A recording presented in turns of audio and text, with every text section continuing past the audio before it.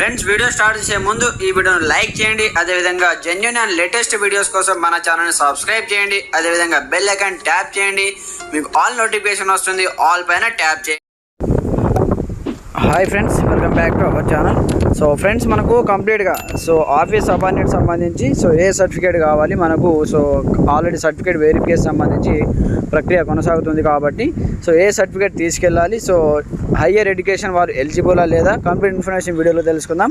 అలాగే మనకు district court results ఎప్పుడు వస్తాయి, జూనియర్ అసిస్టెంట్ కావచ్చు, ఫీల్డ్ అసిస్టెంట్ కావచ్చు, అలాగే రికార్డ్ అసిస్టెంట్ కావచ్చు, అలాగే ఫీల్డ్ ఆఫీసర్, అలాగే మనకు కంప్లీట్గా ప్రాసెస్ సర్వర్ కావచ్చు, ఆఫీస్ సబార్డినేట్ కావచ్చు, ఎగ్జామినర్ కావచ్చు, వీటికి సంబంధించి రిజల్ట్స్ ఎప్పుడు వస్తాయి, వాటికి సంబంధించి కూడా కంప్లీట్ అప్డేట్స్ మనం వీడియోలో తెలుసుకుందాం. ప్రతి ఒక్కరు సపోర్ట్ చేయండి, లైక్ చేయండి, కామెంట్ చేయండి, ఛానల్ని సబ్స్క్రైబ్ చేసుకొని బెల్ ఐకాన్ యాక్టివేట్ చేయండి. మరి ఇంకెందుకు ఆలస్యం, లెట్స్ స్టార్ట్ అవర్ టాపిక్. అయితే మనకు ఆఫీస్ సబార్డినేట్ సంబంధించి మనకు కంప్లీట్గా 20వ తేదీ నుంచి మనకు కంప్లీట్గా సర్టిఫికేట్ వెరిఫికేషన్ అయితే స్టార్ట్ అయిందన్నమాట. 20వ తేదీ నుంచి 29వ తేదీ వరకు సర్టిఫికేట్ వెరిఫికేషన్ అయితే చేస్తున్నారు.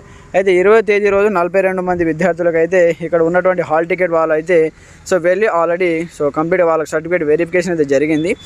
ఈరోజు మనకు కంప్లీట్గా 25th కాబట్టి ఎవరెవరికి సర్టిఫికేట్ వెరిఫికేషన్ జరిగిందో మీ ఫ్రెండ్స్ ఎవరైనా ఉంటే ఒకసారి అడగండి, ఏ సర్టిఫికేట్ అడుగుతున్నారు, టీసీ కంపల్సరీ అడుగుతున్నారా లేదా, వాటికి సంబంధించి కంప్లీట్గా ఒకసారి మీరు ఫోన్ చేసి కనుక్కోండి అనమాట.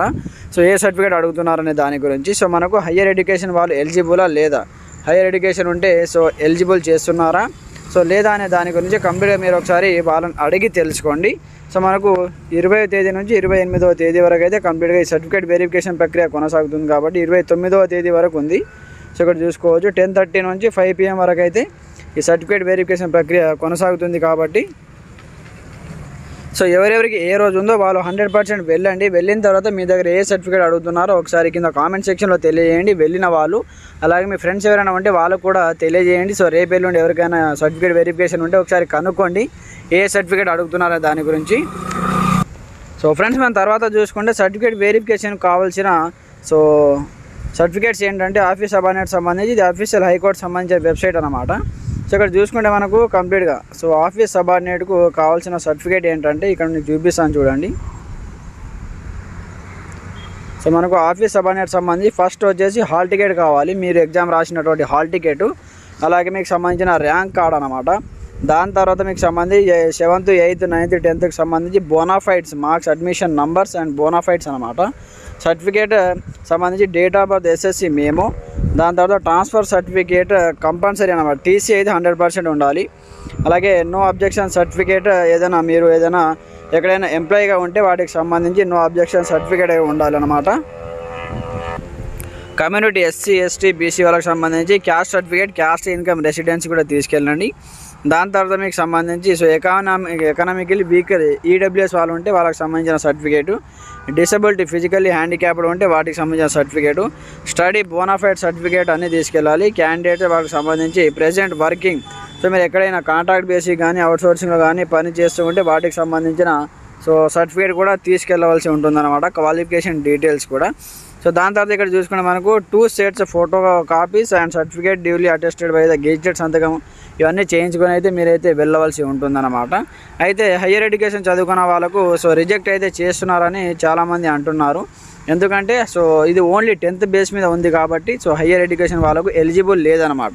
ఆల్రెడీ మనకు నోటిఫికేషన్లో చాలాసార్లు మెన్షన్ కూడా చేశారు, ఓన్లీ హయ్యర్ ఎడ్యుకేషన్ వాళ్ళకి పరిమితం లేదు. హయ్యర్ ఎడ్యుకేషన్ వాళ్ళు వేరే పోస్టులకు అప్లికేషన్ పెట్టుకోవాలి, ఓన్లీ 10th వాళ్ళు మాత్రమే ఈ ఆఫీస్ సబార్డినేట్ పోస్టులకు సంబంధించి అప్లికేషన్ పెట్టుకోవాలని మనకు ఆల్రెడీ నోటిఫికేషన్లో మెన్షన్ చేశారు. కాబట్టి ఒకవేళ హయ్యర్ ఎడ్యుకేషన్ వాళ్ళు కంప్లీట్గా ఈ జాబ్కి క్వాలిఫై అయ్యి సర్టిఫికేట్ వెరిఫికేషన్కి వెళ్తే అక్కడ కంప్లీట్గా మీ యొక్క ఆధార్ కార్డ్తో మీ యొక్క స్టేటస్ అనేది తెలుసుకుంటున్నారనమాట. మాకు తెలిసిన వాళ్ళు అన్నారు, ఆల్రెడీ హైకోర్టులో ఇక్కడ డిస్ట్రిక్ట్ కోర్టులో పనిచేస్తున్నారు కాబట్టి మనకు Aadhaar card Aadhaar card number enter చేస్తే మనకు సంబంధించిన క్వాలిఫికేషన్ డీటెయిల్స్ మొత్తం వచ్చేస్తాయంట.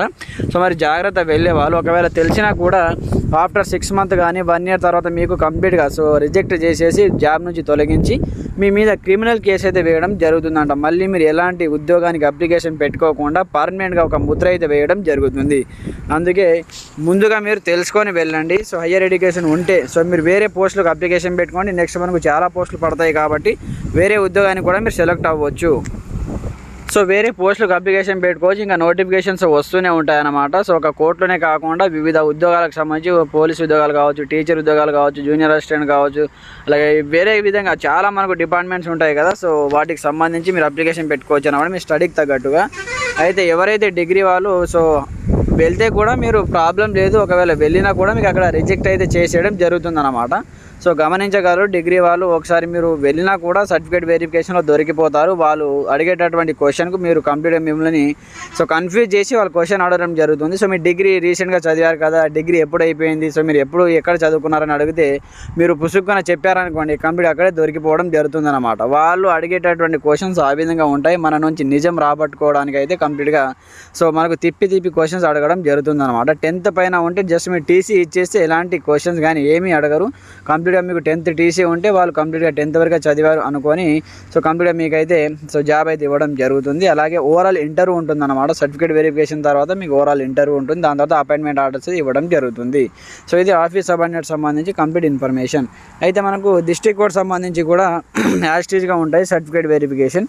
అలాగే డిస్ట్రిక్ట్ కోర్ట్ సంబంధించి మనకు ఫీల్డ్ అసిస్టెంట్ కావచ్చు, రికార్డ్ అసిస్టెంట్ కావచ్చు, ఎగ్జామినర్ కావచ్చు, జూనియర్ అసిస్టెంట్ కావచ్చు, ప్రాసెస్ సర్వర్ కావచ్చు, వీటికి సంబంధించి రిజల్ట్స్ ఇంకా మనకు రాలేవు. సో చాలామంది అడుగుతున్నారు. నెక్స్ట్ మంత్లో ఫస్ట్ వీక్లో వచ్చే అవకాశాలు ఉన్నాయి, లేదా ఈ మంత్ ఎండింగ్ వరకు, లేదా మనకు ఫస్ట్ వీక్ నెక్స్ట్ మంత్లో ఫస్ట్ వీక్ లేదా 15 days లోపు అయితే కంప్లీట్గా డిస్ట్రిక్ట్ కోర్ట్ రిజల్ట్స్ అయితే వస్తాయి. ఎందుకంటే హైకోర్టు సంబంధించి ప్రాసెస్ జరుగుతుంది కాబట్టి ఈ హైకోర్టు ఈ ప్రక్రియ కంప్లీట్ అయిన తర్వాత మనకు డిస్ట్రిక్ట్ కోర్ట్ సంబంధించి రిజల్ట్స్ అనౌన్స్మెంట్ చేస్తారు.